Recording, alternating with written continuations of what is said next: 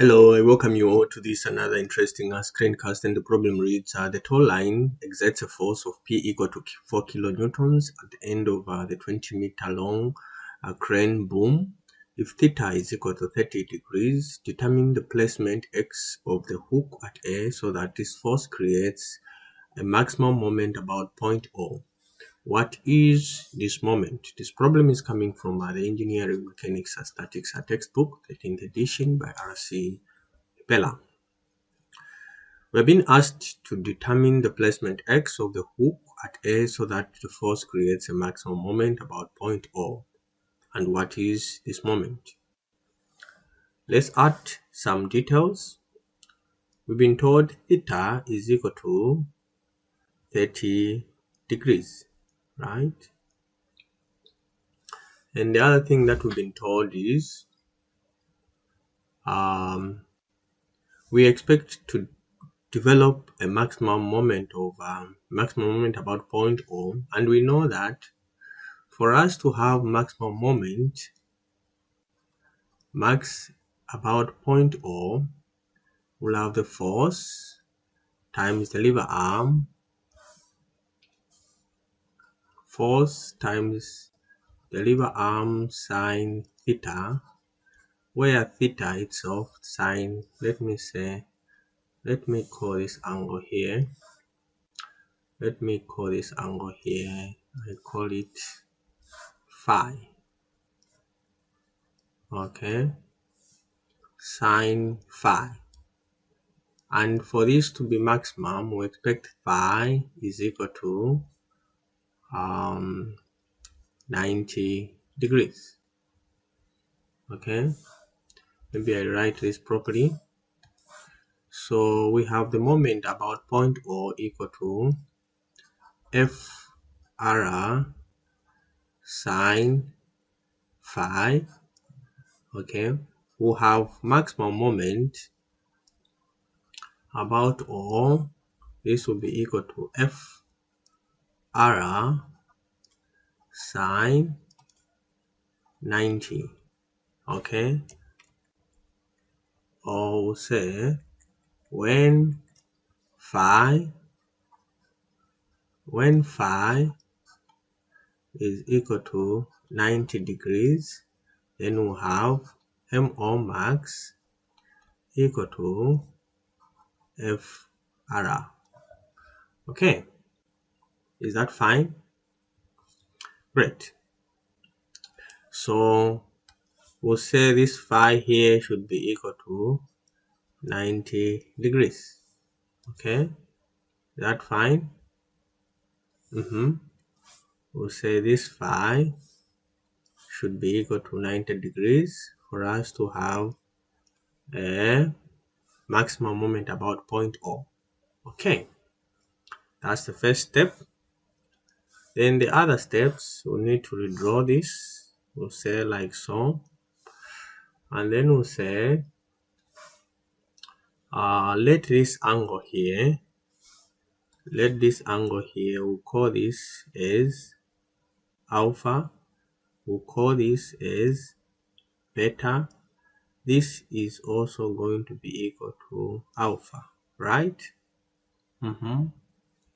So if this is the case, then we expect beta to be equal to, since the sum of the internal angles in a triangle equals 180, therefore beta will be equal to 180 minus phi, which is 90, minus theta, which is 30, minus alpha. Therefore beta is just going to be equal to 180 minus 90 is 90, minus 30 is 60, minus alpha. Okay, once we have this equation, then we can employ the sine rule.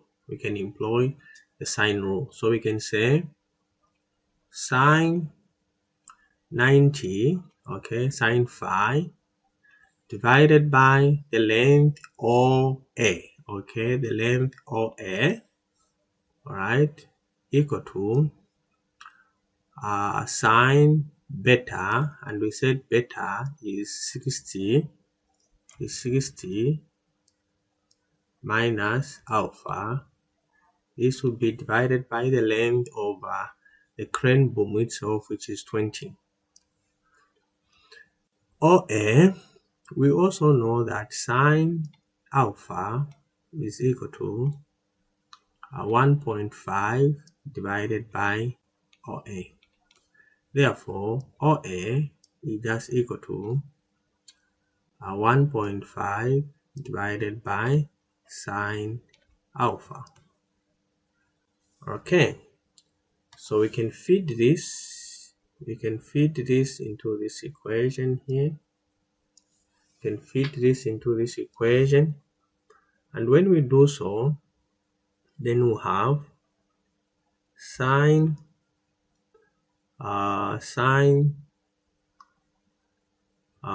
90 divided by OA, which is just 1.5 divided by sine alpha.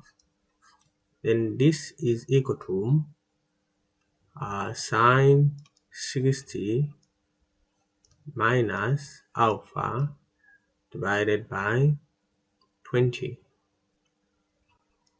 Okay, then we can simplify this further. We can say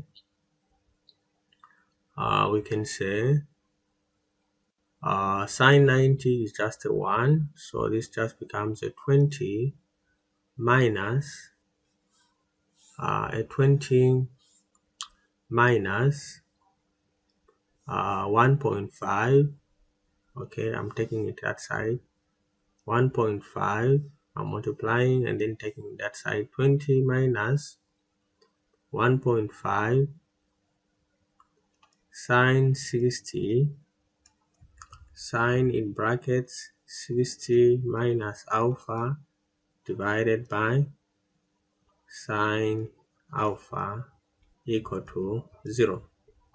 So say, if we wrote this as a function, we'll say let this be the function of alpha, so that this is equal to a 20 minus 1.5 sine 60 minus alpha divided by sine alpha equal to 0. Right, so we have an equation. This equation will allow us to find alpha, and once we have alpha, we can find OA, which can later on lead us to find X. Of course, the moment is just direct because we know phi should be equal to 90 at that point. So we use what is called the trial and error method. Okay, so we use the trial and error method to find alpha. Okay, and by this we mean, if I was to explain this in a nutshell, on the number line we have this function, which is function of alpha equal to 0. There's going to be a value of alpha that will make this function equal to 0 or closer to 0. Okay, so we need to find some two values, alpha 1 that will give us a negative value, and then with another alpha 2 that will give us a positive value. So once we have this, then we'll know that our solution lies somewhere in between. We don't know exactly, but we need to do the iteration. So basically this is the method. All right, so let's draw up a table quickly. Let's draw up a table. So draw up a table like this, and then like so that we start the iterations. Okay, so on one end there we'll say alpha, on the other end we'll say this function of alpha. All right, again, the other two things that, I mean, you need this particular expression. You also need to assume or have the interval or the domain, because how do you assume the value of alpha? What will be the range of alpha? Okay, you need to have that again. That is very, very cardinal when you are using this method. The interval of your inputs, your interval of your independent variables, the range of the independent variables. You need to know that. Okay, so what will be the range of our alpha, the values of alpha? Okay, from what value to what value are we going to be assuming this alpha? Again, let's look at our figure.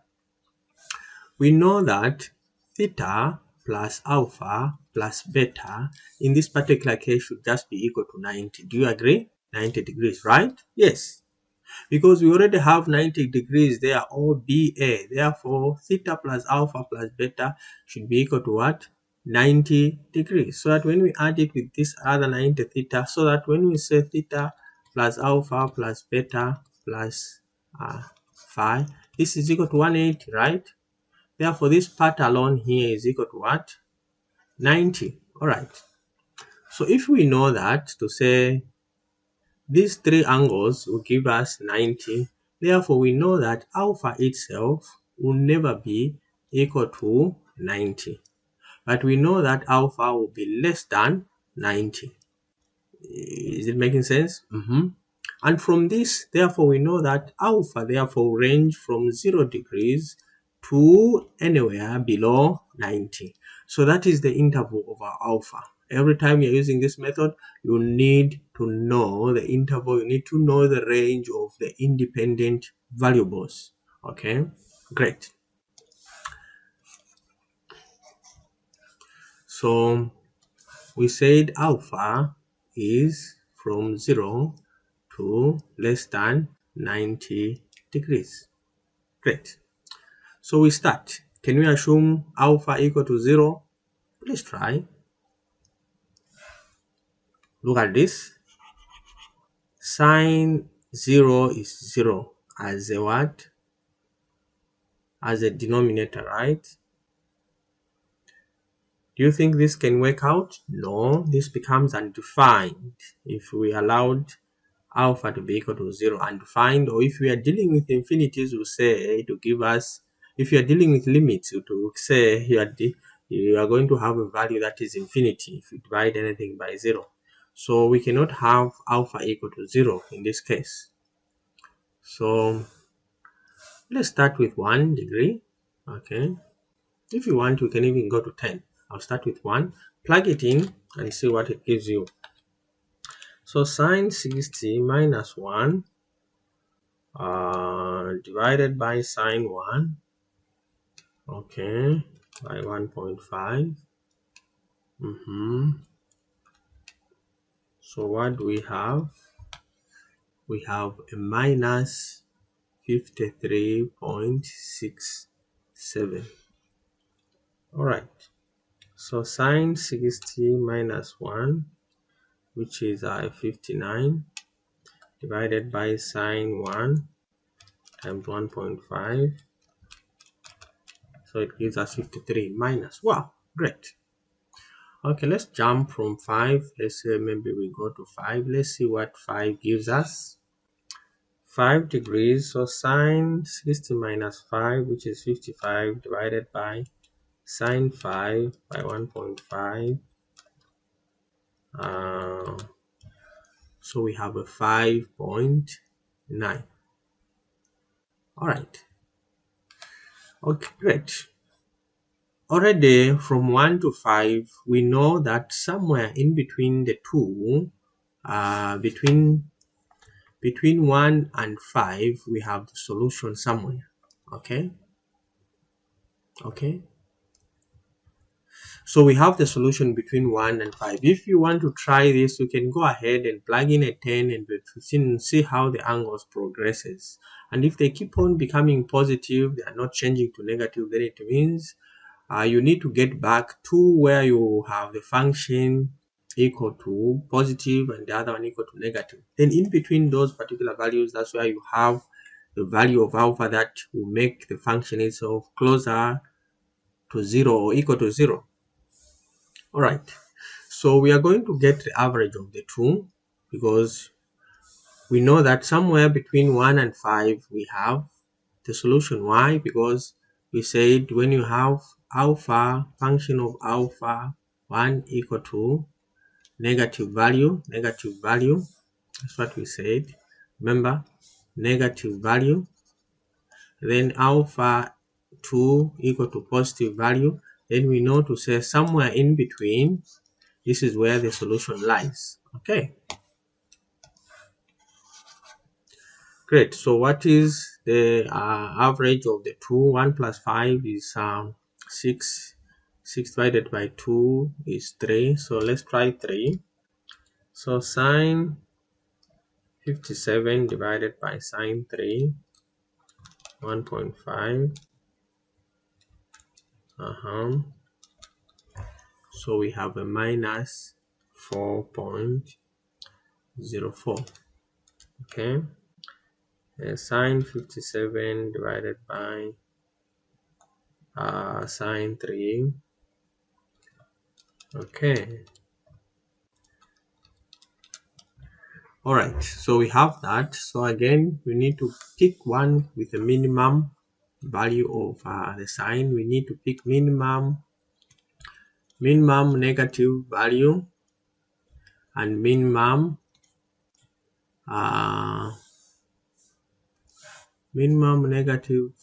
negative value and minimum positive value. Those are the two values that you pick, those ones that have these values. So which ones are those? So for here, the ones with minimum negative and minimum positive is the 2. Okay, so we get the average of the 2 again, then we work out. Let's say 5 plus 3 is 8. Half of 8 is 4 degrees. Let's plug it in. So it says sine 56 divided by sine 4.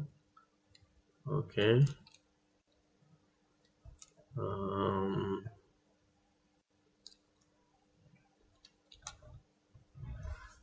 okay, this is a 2.17. Let me just check something.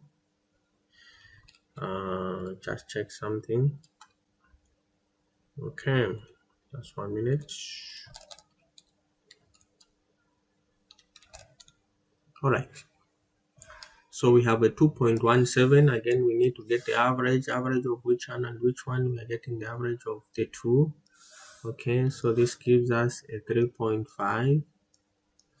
That's a sine 60 minus 3.5 divided by sine 3.5. Okay, what do we have? We have a negative 0.49. So again, we need to pick those with minimum values. Which ones are those? Both sides is 4 and 3.5. So we have a 3. So we keep on doing this until the error reduces. Again, this is one of the techniques that you can use. So we have sine 60 minus 3.75 divided by sine 3.75 by 1.5 by plus 20. So we have a 0.93. We get the average of the two, 3.5 plus 3.75.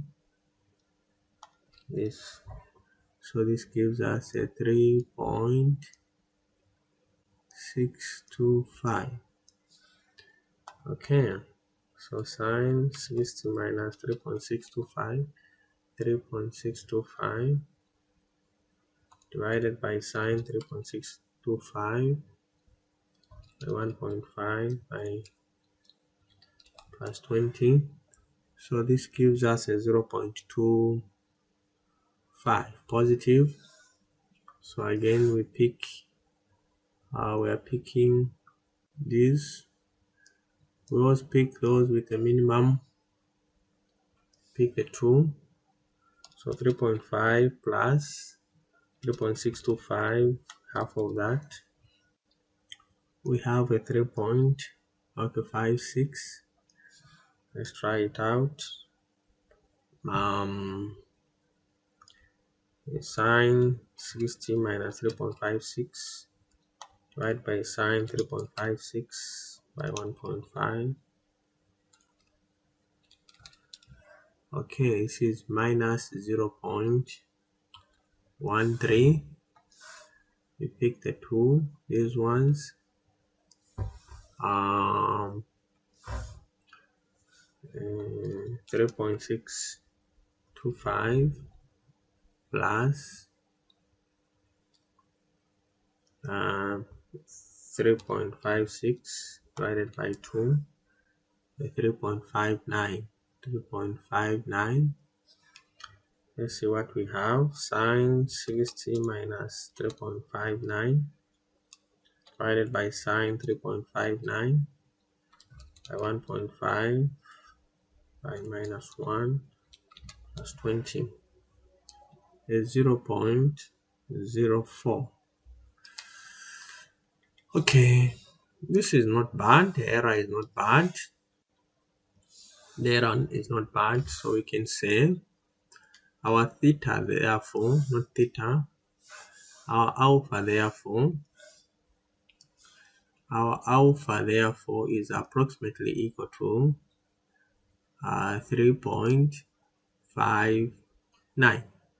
Okay, and if this is the case, then we can find what OA is. We said OA is just equal to 1.5 divided by sine alpha. Okay, and we know what sine alpha is. We can plug it there. We can plug sine alpha there, and if we do so, then we'll find that OA itself, OA will be equal to 1.5 divided by sine 3.59. So this gives us a 23.96, okay, or meters. All right, so let's find what x is. Let's find what x is. If we found OA, then x itself will be equal to x itself will be equal to OA cos alpha, okay, which is just equal to 23.96 cos 3.59. Therefore, x will just be equal to times cos 3.59. So this just gives us a 23.91 meters. All right, so we have that.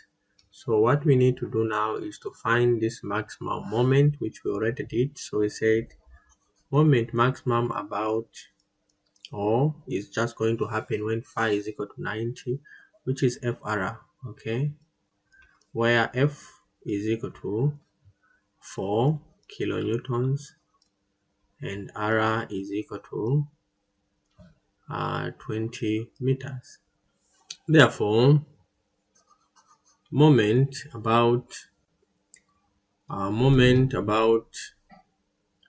point O, which is the maximum moment, is equal to F times R, which is 80 kilonewtons, 80 kilonewtons meters, and this is negative, which is clockwise, so it is negative. So with this arrow symbol like so. Okay, so I think this is about it. Let me just move this a little bit, maybe somewhere there like so. This is about it. Move it a little bit somewhere there. and move this somewhere there. Okay, so let me just outline the solutions.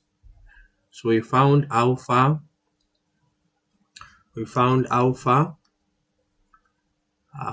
which is the angle,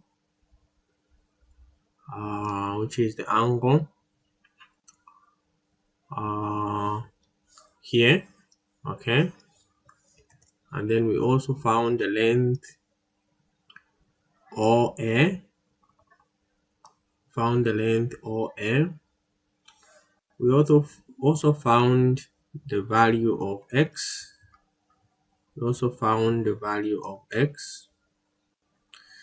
And finally, of course, we found, which was the easiest, in fact, this one, the moment. Okay, so this is about it. Let me just wrap this. This is about it. I've disturbed my line, so I will need to redraw this. Redraw this line. Oh, great. So this is about it, and I hope the video was helpful. And if it was, give me a thumbs up, like my video, continue subscribing and liking my channel. Bye bye, and see you in my next screencast.